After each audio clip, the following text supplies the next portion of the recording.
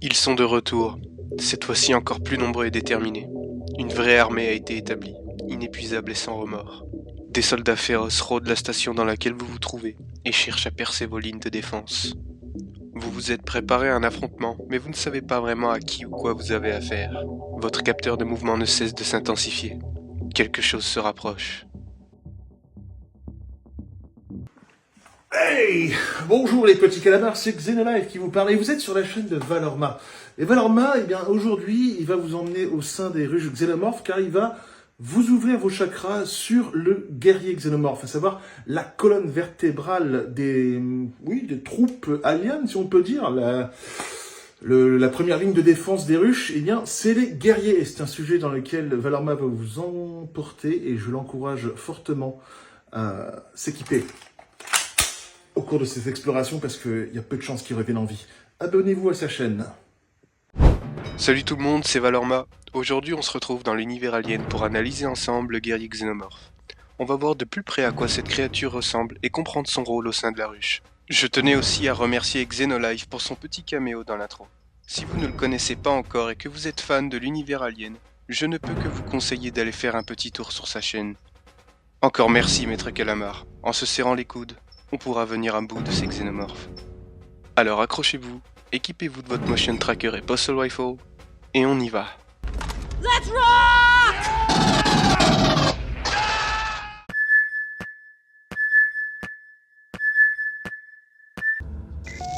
Les guerriers xénomorphes sont apparus pour la première fois dans le film Aliens de James Cameron sorti en 1986. On les retrouve aussi dans différents jeux vidéo, même dans les pires d'entre eux, et aussi dans les comics. Nous pouvons voir ces xénomorphes la plupart du temps en groupe, et contrairement aux drones, ils préfèrent chasser en meute. Ils ont une apparence similaire aux drones en termes de taille et de morphologie. Ils partagent également les mêmes défenses naturelles comme leur sang acide, leur double mâchoire ou encore leur queue. La différence notable entre un guerrier et un drone est leur crâne. Contrairement au drone qui a un crâne lisse et translucide, le guerrier possède un crâne sculpté avec des motifs en forme de ligne. Ils sont aussi plus forts et résistants. Leur corps est parfaitement adapté pour les situations de combat à confrontation directe. Même si les guerriers sont tout aussi capables de tendre des embuscades à leurs victimes, ils préféreront toujours appliquer la méthode d'action plutôt que la discrétion. Grâce à leur exosquelette rigide et leur peau dure, ils vous donneront beaucoup de peine à les neutraliser, à moins que vous soyez armé comme un véritable marine colonial bien sûr. Pour ce qui est de leur intelligence, les guerriers sont rusés, et ils collaborent très bien entre eux pour établir des charges offensives, ou tout aussi bien la défense de leur ruche. Les guerriers sont aussi capables de piéger leurs victimes, comme par exemple la scène où ils ont coupé le courant d'Adless Hope pour réduire la défense de leurs adversaires. Ils profitent aussi de leur exosquelette sombre pour se dissimuler dans les décors de la ruche et tendre une embuscade aux malheureux qui s'aventureront dans leur territoire. Mais ce genre de xénomorphe provoque un débat dans la communauté des fans d'Alien. En effet, certains diront que le guerrier est une métamorphose directe du drone, comme si le guerrier était une version plus âgée du drone et qu'il aurait évolué dans son environnement. Ou sinon, d'autres diront que les guerriers sont un cas complètement à part des drones et qu'ils apparaissent après la construction d'une ruche pour servir la reine.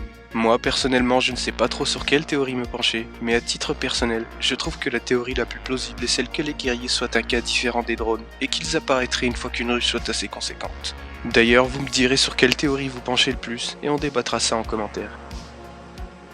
Sinon, pour la petite anecdote, la différence entre le xénomorphe du premier et du second film est due au fait qu'il y avait beaucoup plus de cascades et de scènes d'action que le premier film durant le tournage. Ce qui a fait que James Cameron a décidé de changer le design des xénomorphes en modifiant les costumes pour passer à un crâne plus strié afin de limiter les égratignures pendant les cascades.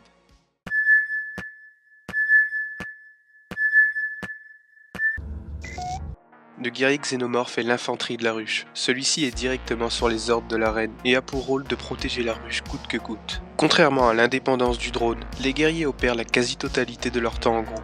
Mais bien sûr, il n'est pas impossible de voir des guerriers seuls, mais cela reste un cas rare. Comme tous les xénomorphes, les guerriers ont pour but de proliférer. Similaires aux drones, certains guerriers seront envoyés en dehors de la ruche pour traquer de nouvelles proies et les ramener pour les parasiter. Quand ils ne sont pas à la recherche de victimes, ils resteront à la ruche pour protéger les œufs et la reine. Ils se mettront généralement dans un état de somnolence sur les parois résineuses tout en étant camouflés dans le décor. Si un intrus a la malchance de s'aventurer de son plein gré dans une ruche xénomorphe, les guerriers se réveilleront et attaqueront l'intrus par surprise. Vous l'aurez bien compris, les guerriers sont la ligne de défense d'une ruche. Loyaux à leur reine, ils protégeront leur habitat par tous les moyens. Et quand je vous disais qu'ils sont sous les ordres d'une reine, on peut prendre l'exemple de la scène d'Aliens quand Ripley menace les œufs avec son lance-flamme. La reine n'a alors pas d'autre choix que de retirer ses soldats pour laisser Ripley repartir sans attaquer ses œufs.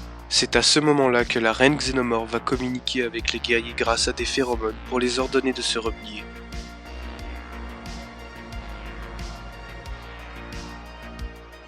Mais bon, on ne négocie pas comme ça avec les Xenomorphes. Ils sont dépourvus de moralité et tenteront toujours de vous éliminer coûte que coûte. Les guerriers sont aussi redoutables en ce qui concerne leur tactique de combat. En effet, on sait maintenant qu'ils défendent leur ruche et éliminent toute intrusion dans celle-ci. Mais ces xénomorphes ont déjà été aussi aperçus en dehors de leur site de nidification pour éradiquer toute menace.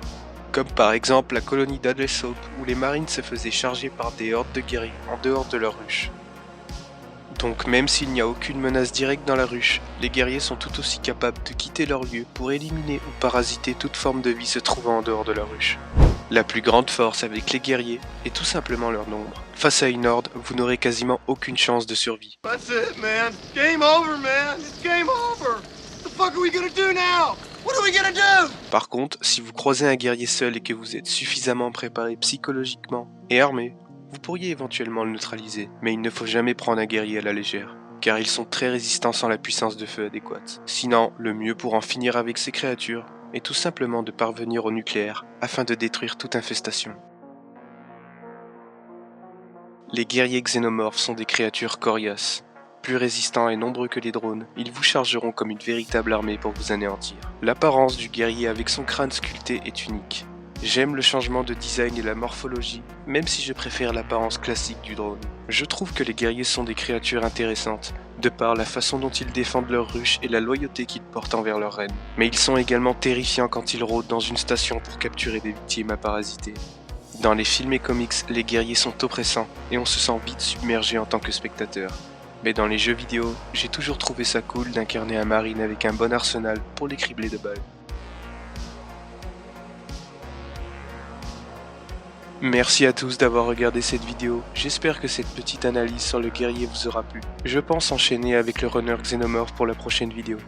Dites-moi si ça vous plairait ou si vous aimeriez que je traite un autre type de Xenomorph. N'hésitez pas à lâcher un petit like si la vidéo vous a plu et à vous abonner. Encore un grand merci à Xenolife pour son extrait, et moi je vous dis à bientôt pour une autre analyse sur l'un de vos monstres préférés. Prenez soin de vous, bye bye.